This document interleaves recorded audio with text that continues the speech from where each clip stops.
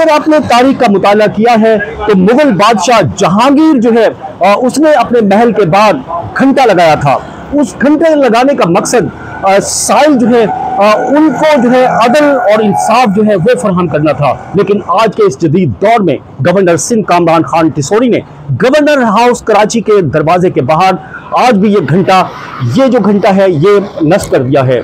शहरी यहाँ पर आकर इस घंटे को बजाकर गवर्नर सिंध तक अपना जो मसला है वो जो है पहुंचा सकते हैं। और इसका जो बाकायदा इफ्तिताह 10 मई को गवर्नर सिंध कामरान खान टिसोरी खुद करेंगे और उसके बाद कोई भी शहरी रात 12 बजे से लेकर सुबह 8 बजे तक अगर कोई इमरजेंसी की सूरत हाल दरपेश है तो इस घंटी को अगर बजा सकता है और अपना मसला गवर्नर हाउस तक जो है बआसानी पहुंचा सकता है।